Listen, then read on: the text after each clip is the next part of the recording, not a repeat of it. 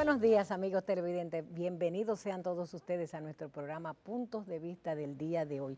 Me complace compartir con todos ustedes una entrevista con el doctor Roberto Rosario, quien es miembro de la Dirección Política de la Fuerza del Pueblo y además director del sector externo de esa agrupación y es presidente de la Junta Central Electoral. Los saludo como siempre con la hermosura floral del Jardín Ilusiones, su mejor opción para sus eventos familiares y empresariales.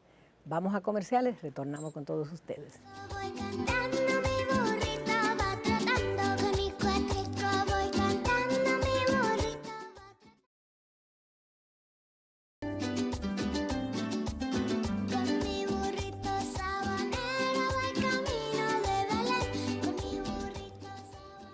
Me complace compartir con todos ustedes una entrevista con el doctor Roberto Rosario, es presidente de la Junta Central Electoral, actualmente es dirigente de la Fuerza del Pueblo, donde también dirige el sector externo de esa organización política. Buenos días, Roberto, ¿cómo estás? Buenos días, Dania.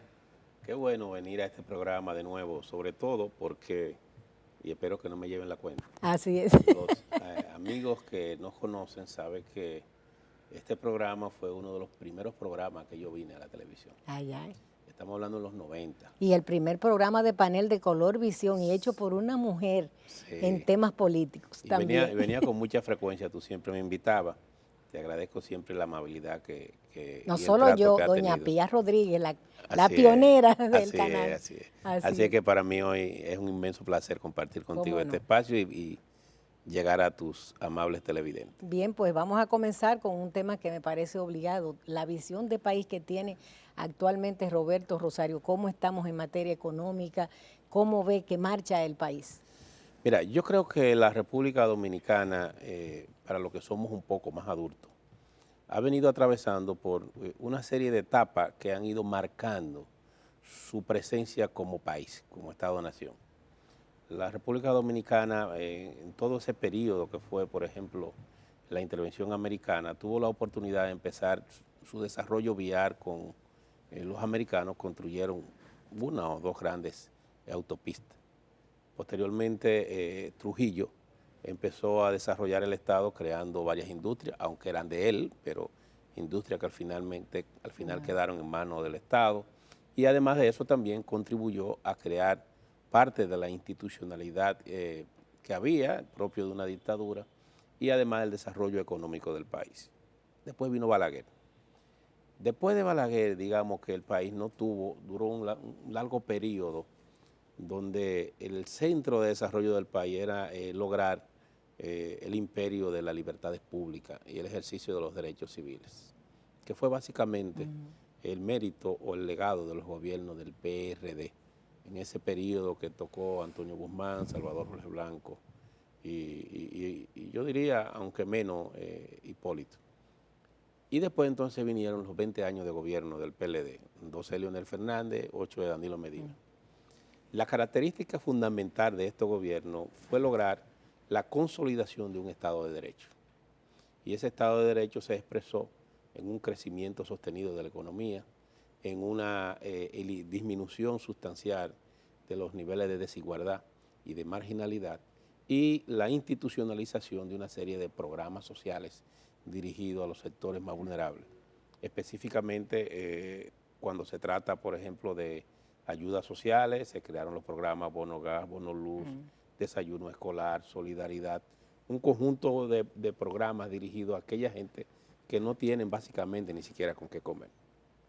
A eso le siguieron posteriormente entonces otras políticas públicas que tienen que ver con la inversión de capital para beneficio del país.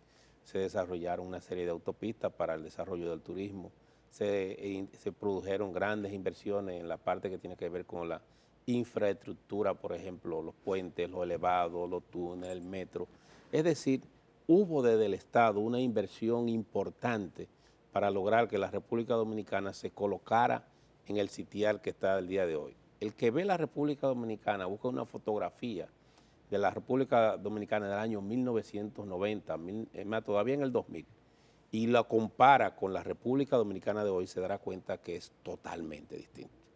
Eso es el resultado de los gobiernos del Partido de Liberación Dominicana y de los 12 años de gobierno del presidente Fernández, se logró crear riqueza. Bueno, el Producto Interno Bruto, estábamos hablando que cuando lo recibió el presidente Fernández, estaba, si no me equivoco, creo unos 18 mil millones, algo así. Terminó en 64. O sea, le agregó a la economía un peso importante.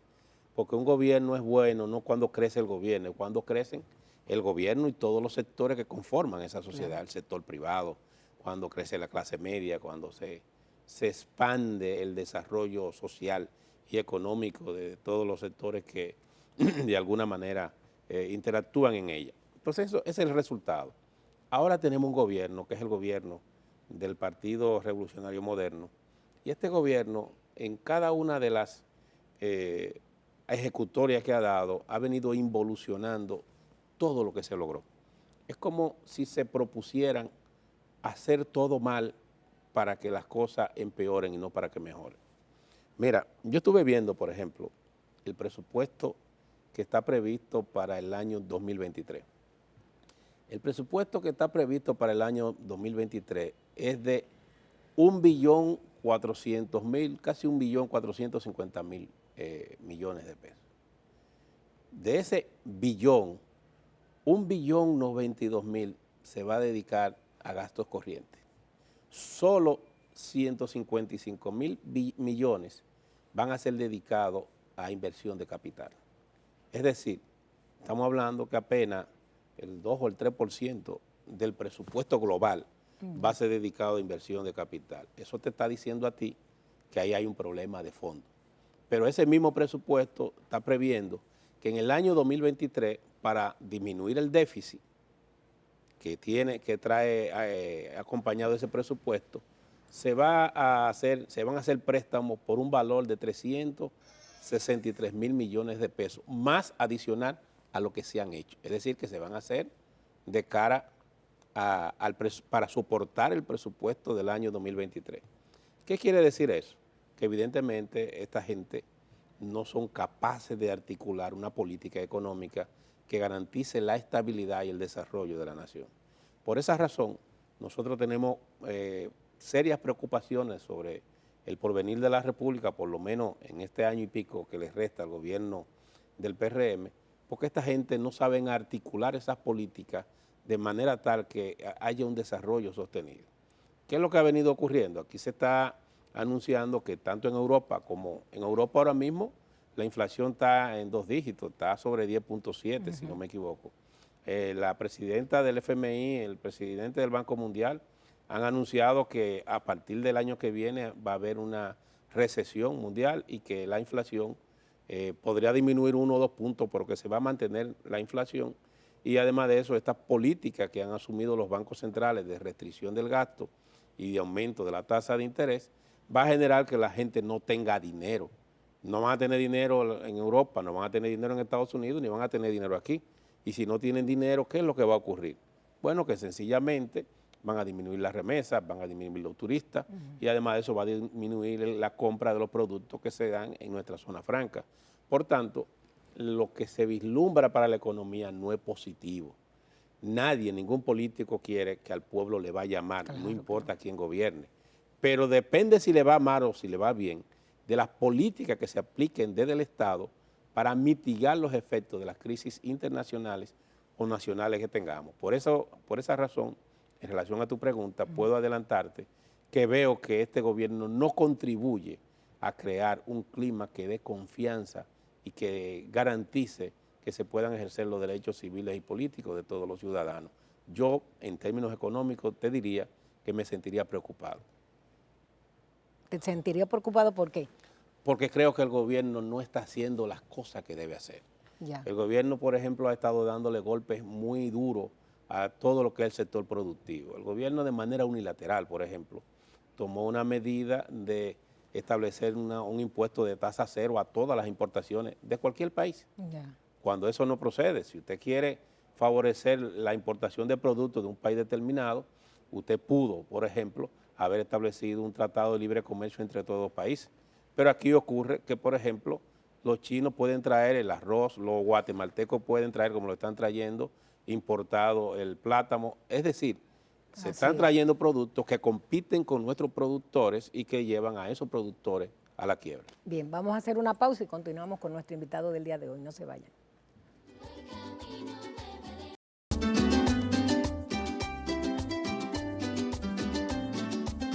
Con mi burrito sabanero voy camino de Belén. Si me ven, voy camino de Belén. Si me ven, voy camino de Belén. El lucerito mañanero ilumina mi Estamos conversando en el día de hoy con el doctor Roberto Rosario, es presidente de la Junta Central Electoral y actual dirigente de la Fuerza del Pueblo. Hay un tema crucial para los dominicanos en este momento que parece irresoluto, parece que no hay cómo enfrentarlo y cómo mejorar las condiciones de la inseguridad ciudadana en el país. ¿Cómo lo ves tú?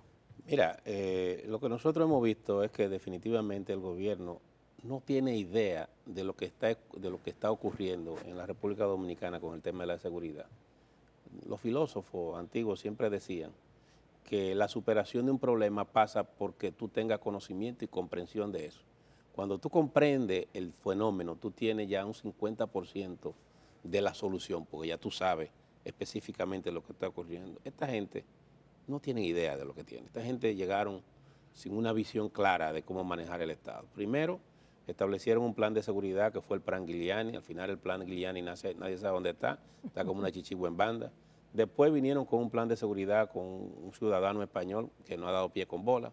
Ahora vienen y están aplicando el plan Chu, que consiste en eliminarle el gusto a la gente. La gente ahora no puede ir a beberse su trago, a estar tranquilo, a tener un ambiente de disfrute sano de la cultura y la música popular, porque él entiende que aquí los atracos, los asaltos y los robos se están dando porque la gente se toma su trago, y eso no es verdad. Aquí la gente está atracando al mediodía. Aquí nadie está seguro. Nadie puede dormir seguro. Nosotros estamos viendo en las redes sociales que tú puedes estar durmiendo y cuando viene y despierta puedes tener al lado tuyo un asaltante que te atraca o te secuestra y tú tienes que dar el dinero que tienes o sacar del banco para que esa persona no te maten a ti o a tu familia. Aquí hay torres de seguridad donde han penetrado al pleno día, han penetrado y han asaltado a las personas. La delincuencia ha llegado a un nivel nunca visto en la República Dominicana en los últimos 40 o 50 años. ¿Y qué tú tienes? Tú tienes un presidente que está diciendo que los niveles de inseguridad que había en el año 2010 eran superiores a los niveles de este año. Y eso es falso. ¿Qué es lo que está haciendo el actual gobierno? El actual gobierno solo está midiendo los homicidios. Y para que la tasa de homicidios se vea baja, está cambiando el método de calcular los homicidios. ¿Cómo así? Bueno. Para calcular los homicidios, la tasa de homicidio que se produce en un país, tú tienes que contar lo que son los homicidios como consecuencia de la delincuencia, los homicidios por la violencia social. ¿Qué es homicidio por violencia social?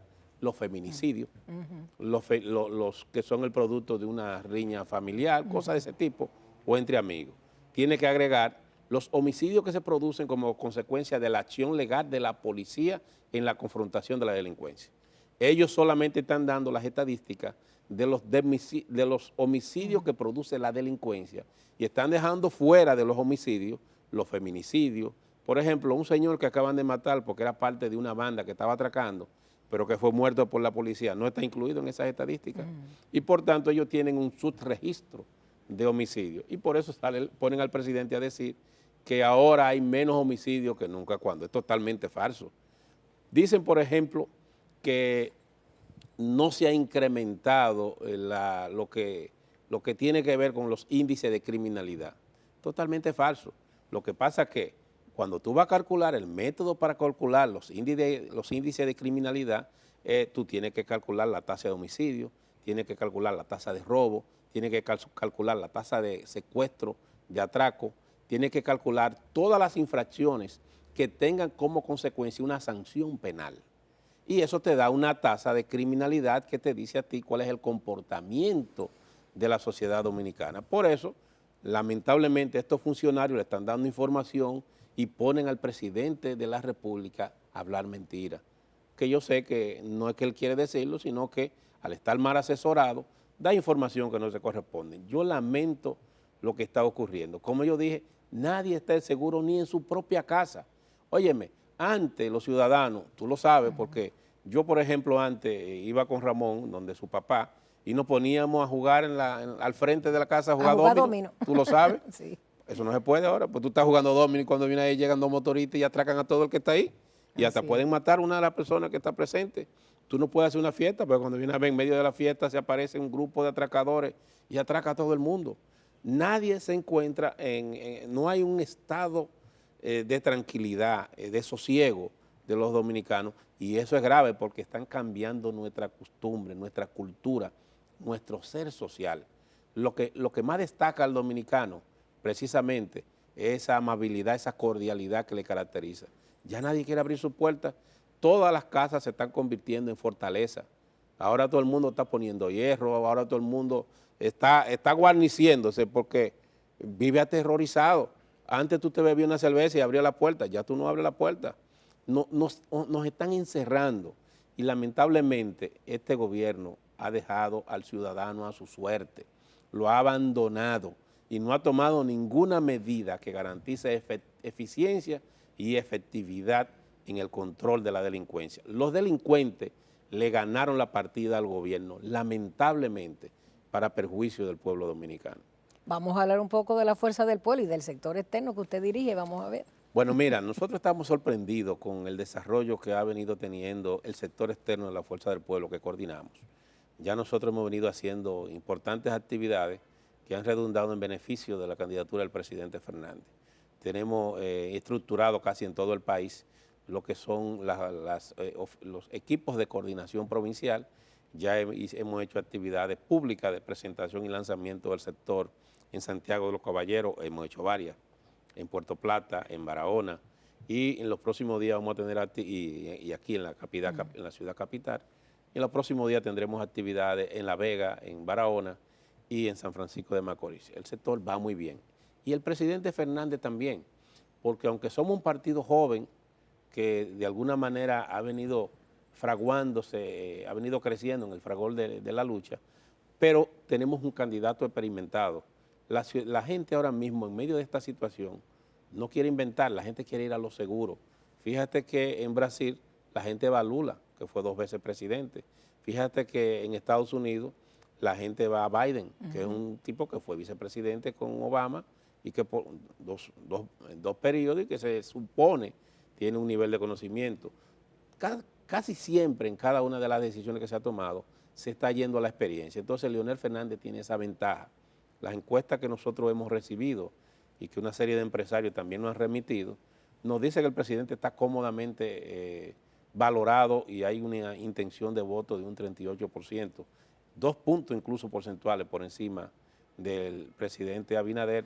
Hablo de Leonel como figura, porque hay que diferenciar cuando yo hablo de la Fuerza del Pueblo como partido, que cuando hablo de Leonel como figura. En nuestro caso, el Leonel Fernández está por encima de la simpatía de su partido y es Leonel que arrastra al partido. Diferente a lo que ocurre, por ejemplo, en el caso del Partido de la Liberación Dominicana, que el partido ahora mismo está más alto que su candidato y es el partido el que tiene que tratar de arrastrar a su candidato. O en el caso del PRM, que el presidente Abinader está más alto que el PRM, pero cada día, como consecuencia de la situación de decepción que hay con relación a su gobierno y de desafección que hay con relación a su gobierno, cada día menos gente que se identificaba con el presidente Abinader se están identificando con él. Mira, para concluirte esa idea, en las encuestas que nosotros hemos hecho se señala que el 37% de la gente que votó por Luis Abinader está decepcionado y que de los que votaron por él, el 22% dice que no vuelve a votar por Luis Abinader. Esas son estadísticas que están ahí y por esa razón es que desde el gobierno hay mucha desesperación y hay un ataque tan feroz en contra de Leonel Fernández, que es quien encabeza en estos momentos las intenciones de voto. Me queda un minuto, se los regalo para que se despida de mis televidentes. Bueno, agradecer como siempre la oportunidad que nos dan de llegar a sus hogares y decirles que el país en medio de esta situación en que se encuentra todavía tiene esperanza y que puede ser canalizada a través de la fuerza del pueblo. Bien, pues con estas palabras concluimos esta interesante entrevista del doctor Roberto Rosario, es presidente de la Junta y dirigente ahora de la Fuerza del Pueblo. Vamos a comerciales, retornamos con todos ustedes. Burrito sabanero, voy camino de Belén, con mi burrito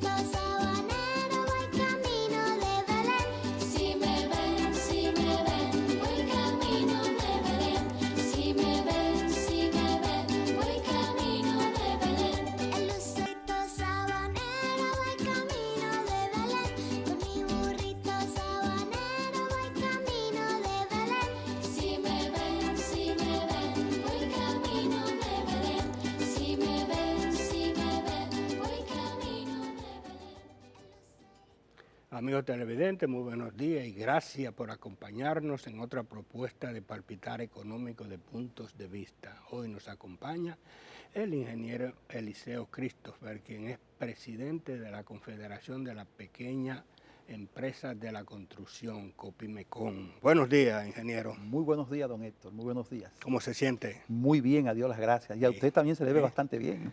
A usted está muy de la época, se le ve que está como Sí. radiante, diría yo. Sale por ahí y dice, bueno, y lo pica pica lo atajan. Lo mío, porque usted se ve que está bien. Ya comenzamos a magar para la época, comenzamos.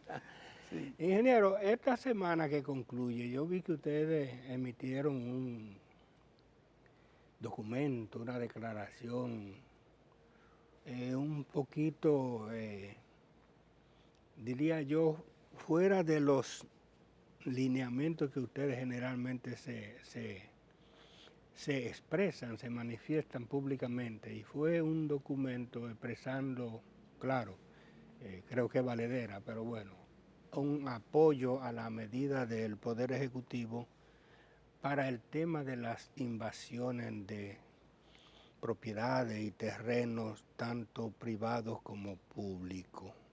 Y a mí me llamó la atención, afecta, claro, al país lo afecta, pero en particular al sector que usted representa. Mucho, don Héctor. Recordemos que la violación, primero es que la violación al Estado de Derecho, eso es, afecta a toda la sociedad dominicana y por supuesto a todos los inversionistas.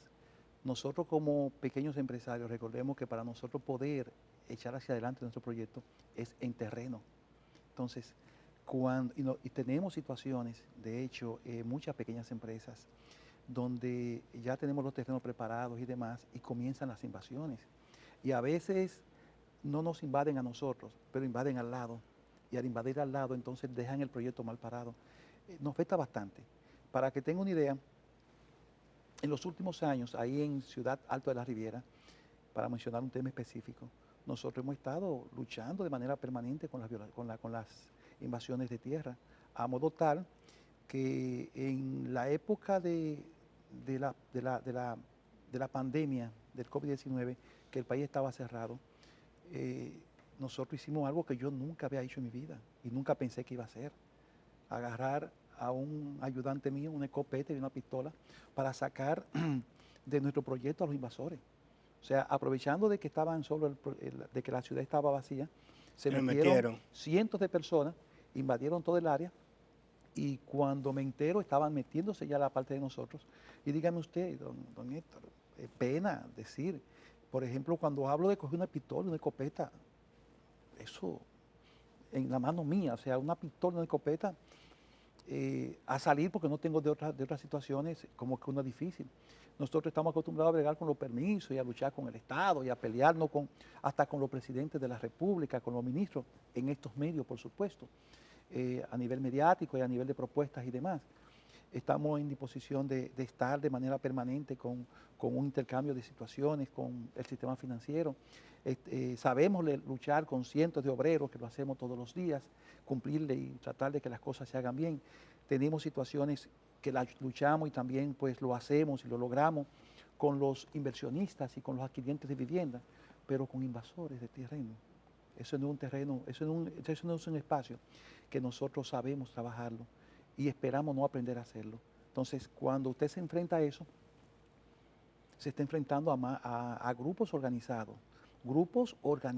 Son profesionales que de la invasión. son profesionales en eso.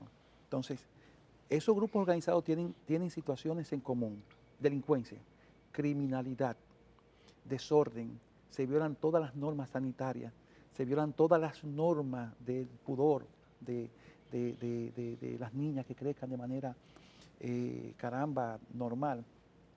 Y también tenemos un común denominador que son los extranjeros. Siempre hay un grupo de haitianos que se meten, usted no tiene forma de identificarlo, están allí, usted lo saca de un sitio, aparece por otros sitios y demás. Por eso es que nosotros apoyamos esa medida que emitió el presidente de la República, ese decreto, el decreto 668-22, que es precisamente focalizado a combatir las invasiones de tierra. pero le voy a plantear también en terreno del Estado y en terreno privado.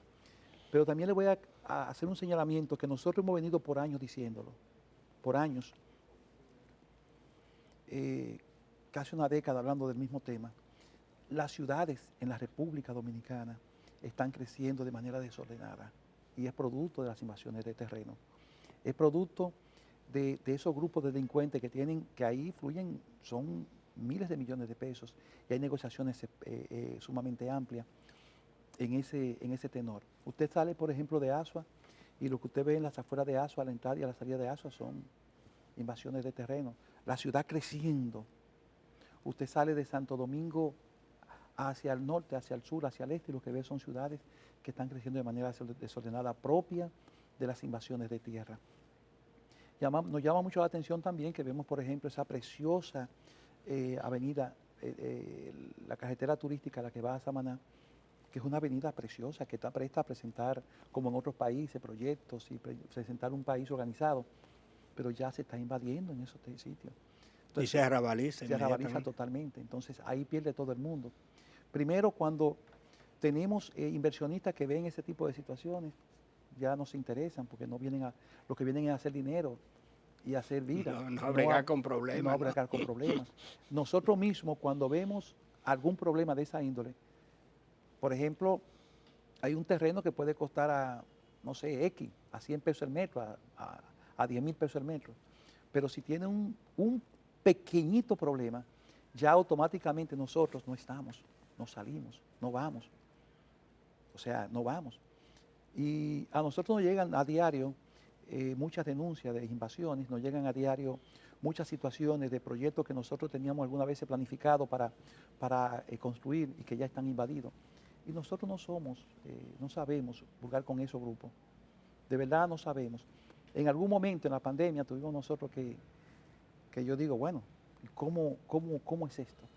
Entonces, uno no se imagina algo, don Héctor. Hay cosas que nosotros decimos, pero ¿cómo es esto? Por ejemplo, vamos a suponer que saliendo de aquí, tenemos celulares, me quitan el celular, el tipo sale en el motor y se va. ¿Cómo pasa cada rato? Salí a buscar la persona con el celular que apareció o no apareció. Pues el individuo se desapareció. No estamos justificando esa acción, la repudiamos, por supuesto, muy ampliamente la repudiamos. Pero eso como que uno lo pudiera asimilar mejor a que usted tenga su terreno, su propiedad, y de pronto llega un grupo de vándalos y diga, esto es mío. Y usted tener que salirse de allí, porque si no hasta lo matan. O sea, eso uno no lo asimila. Entonces, hay Estado de Derecho. ¿Cómo estamos funcionando? ¿Se respeta la Constitución? ¿Qué imagen estamos nosotros proyectando? De ahí es que nosotros felicitamos, de hecho lo hicimos públicamente y lo felicitamos al presidente por esa acción. Entendemos que mediáticamente a esa acción, a ese decreto no se le dio tanta acogida como nosotros entendíamos que tal vez debió ser. Por eso nosotros emitimos las ruedas de prensa, porque ese decreto realmente trabaja de manera transversal en toda la sociedad dominicana. Las invasiones de tierra son sinónimos de criminalidad, de delincuencia, se violan los derechos, ahí no hay sanidad, ahí no hay sociedad organizada, ahí se crea el terreno de nadie. Entonces, el tema de la migración ilegal, se refugian en esos espacios. Entonces entendemos que no solamente Copimecon, no solamente la Confederación Dominicana de Micro, Pequeñas y Medianas Empresas de Construcción es la que debe salir a apoyar, sino toda la sociedad dominicana, toda la sociedad del país. Sí, porque el derecho a la propiedad es uno de los derechos fundamentales y usualmente se pone en peligro. Yo he visto algunos casos que me han llamado la atención y es de algunas unidades de vivienda que de una manera u otra parecen asilos o embajadas de esos extranjeros que usted llama. Yo le digo lo que es como su nacionalidad, o sea, son haitianos. Un caso reciente por ahí, después investigué, no es que los dueños eran unos italianos de una casa, se murieron los dos. Eso se da con mucha frecuencia. Y se quedaron, ahí viven, en el día tuve 10, pero en la noche hay como un ejército, yo ejército no sé completo. dónde salen, ahí Y ahí hay de viven, todo, y ahí hay de todo. eso es un poco terrible. Pero bueno, hay otros aspectos ya del sector que me gustaría que habláramos un poco sobre el tema de los costos, que ha habido algunas situaciones, quejas, de que incluso gente que había contratado vivienda ahora ya no la puede tener porque se le han aumentado los pagarés, pero vamos a hacer previo una breve pausa comercial para que vengamos con esa parte. Los mañaneros iluminan mi sendero. Si me ven, voy camino de Belén. Va tratando. Si me ven, voy camino de Belén. Si me ven, voy camino de Belén. Como le decía al ingeniero Eliseo Christopher cuando hicimos la pausa, el tema ha estado de mucha difusión en la palestra pública, el tema de los costos en el sector construcción, básicamente en la parte de vivienda, que es donde más impacto tiene la población general, porque si es una obra grande, un puente, una cosa, bueno, ya eso es materia del Estado. Pero cuando se habla de vivienda, cuando generalmente la masa, los pobres, nosotros, los que andamos comprando un bien o un servicio en base a la posibilidad de pagarlo. Y en el caso de una vivienda, he estado leyendo de que hay gente que le han subido bastante las cuotas porque ha habido aumento en los precios y en los costos. ¿Qué en realidad lo que ha sucedido en el sector? Mire, don Héctor, cuando nosotros establecemos un presupuesto para una vivienda o para una obra pública, se establecen con los costos de materiales en ese entonces. Se calcula la mano de obra, los costos, y hay siempre un porcentaje de rentabilidad que le queda al promotor, al ingeniero, que siempre no es un porcentaje que es mucho, porque siempre recuerden que nosotros tenemos que estar de manera competitiva. Si es con respecto al gobierno, las obras que trabajamos o que licitamos con precios ajustados para poder participar. Si es con respecto a ventas de apartamentos, obras privadas, pues también nosotros, el mercado, tenemos una libre competencia. Y a veces si uno para competir con el proyecto que está al lado cerca, uno las utilidades la minimiza. Entonces, cuando de pronto los precios se disparan, a nivel del Estado, el impacto que tiene eso es terrible. ¿Por qué razón a nivel del Estado? El Estado dominicano, para ponerle el ejemplo, que tiene poca inversión de capital, que necesita tener mucho mayor inversión de capital, de pronto presupuesta un puente, como usted dice, una carretera, y resulta que esos precios se le disparan. Y tiene un presupuesto, vamos a suponer, de 3, 4 mil millones de pesos para ese gasto de capital en esa demarcación establecida. Y de pronto se le disparan los precios, quiere decir que la obra no la puede hacer. No la puede hacer, porque si tiene disponible una inversión que va a ser de 3, 4 mil pesos, se le va a 8 a 9 mil millones de pesos, entonces ahí tiene situaciones. En el caso nuestro, cuando nos corresponde hacer un apartamento que lo vendemos en 1.500.000, 1.800.000, como nosotros colocamos el apartamento hace 24 meses, y de pronto ahora construir el apartamento nos cuesta 2.400.000, 2.500.000, construirlo solamente, sin el cargo financiero, sin el costo, sin las utilidades que nosotros pudiéramos tener. Entonces, en ese tenor, sí tenemos muchas personas que no han querido asimilar ese aumento de precio. Ahora, nosotros lo ponemos de la siguiente forma. Un apartamento que que nosotros vendimos, según el mercado del momento, lo vendimos en 1.500.000 y de pronto aparece un cliente y el cliente nos da el 20% de esos recursos, que es lo que le corresponde hacer. De 1.500.000 estamos hablando de 300.000 pesos. Pero faltan todavía para completar la obra 1.200.000 pesos. Entonces, cuando se completa la obra, ya con los costos elevados, que se dispara todo, se ha disparado los precios materiales, se ha disparado los intereses bancarios, el tiempo que hemos tenido paralizado, parece por la pandemia o por cualquier situación. Cuando sumamos todo eso, lo que tenemos nosotros es problema, los constructores. Entonces, los clientes o los adquirientes a veces no quieren asimilar eso. Nosotros, ¿qué nosotros le sugerimos a los clientes? No es una sociedad, no es un tema que se dé en República Dominicana. La inflación es global. La inflación se está dando en toda parte del mundo. Entonces, si fuéramos nosotros los constructores, pero eso sucede en el comercio, sucede en el transporte, ha sucedido en todo. Entonces, ¿qué nosotros le recomendamos a los adquirientes? Por ejemplo, nosotros que hemos aumentado la vivienda, lo que les recomendamos de muy buena fe, de muy buena manera, a todos los adquirientes que tengan ese tipo de situaciones, que se vayan a negociar con los ingenieros, pero que busquen la forma de no devolver sus inmuebles.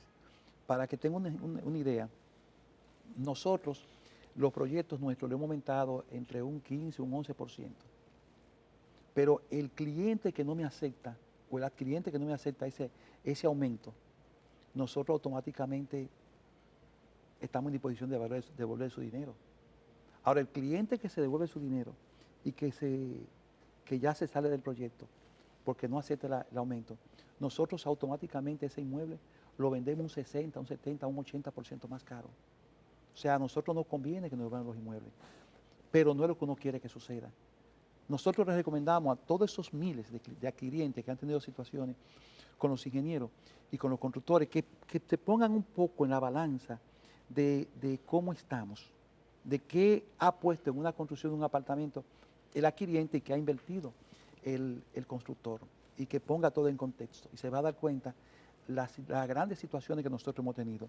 De hecho, nosotros decíamos, me parece que en este programa, el año pasado, a finales del año pasado, decíamos, vamos a ver los tribunales llenos de demanda hacia las pequeñas empresas, porque vimos que estaban disparándose los precios de manera alarmante y era una situación, una tendencia alcista que teníamos, y a nosotros nos preocupó esa situación. Lo dijimos a mediados de año, a final del año pasado, y lo dijimos a principios de este año, y así ha sido. Porque el adquiriente no ha querido o no ha podido asimilar el alza. Porque también es muy fácil nosotros decir, por ejemplo, a una persona, o sea, se puede ver fácil, te aumentamos tanto, ¿y si esa persona no puede pagarlo? Sí, porque a lo mejor una persona de ingreso fijo que se le ha mantenido y no puede tiene... pagar, porque si aumentan los precios, aumentan las viviendas, los precios, el nivel adquisitivo de ellos sigue igual, y ese segmento poblacional a que nosotros le colocamos la vivienda de bajo costo, que ha puesto sus sueños, su interés, ha hecho su sacrificio para su inicial, y que ya va con sus hijos, que se toma la foto, y que tienen la fecha anotada, y que están soñando con ese apartamento, y de pronto le dicen, tú no puedes. Mire, eso es terrible, terrible. Y uno sufre eso bastante. ¿Y qué se vislumbra ya para los próximos, diría yo, meses, para el resto del año y principios del otro? Porque también como se veía el aumento en los costos por los materiales, ya se habla de que hay una tendencia a bajar los costos, creo que algunos de ellos, como lo que tiene que ver con varilla, y no sé si el cemento está en la misma proporción, pero de los principales insumos se dice que ya están bajando por efecto de que la presión internacional sobre los precios también parece que está bajando. Sí. Mire, nosotros esta semana que recién acaba de pasar, recibimos propuestas de acero a 74,000 pesos, cuando hace un tiempecito atrás lo compraban a 86,000. O sea, ha ido bajando de manera tímida, pero ha ido bajando. Precisamente también vimos cómo el mercado de la cerámica, me llamaron para proponernos porcelanatos que nosotros lo comprábamos a 1.200 pesos el metro, me están proponiendo porcelanato extranjero, chino, a precio más económico, que le están llegando un producto, una producción, unos contenedores con precios muy favorables. O sea, vemos que se está haciendo alguna baja, pero nosotros esperamos que esa tendencia alcista que nosotros vivimos en días pasados sea también una tendencia a la baja, que sea una tendencia mucho más fuerte. Por ejemplo, con respecto al acero, habíamos bajado un 14 o un 15% del acero, pero había subido más de un 200%.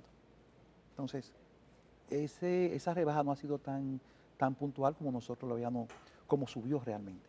Ya.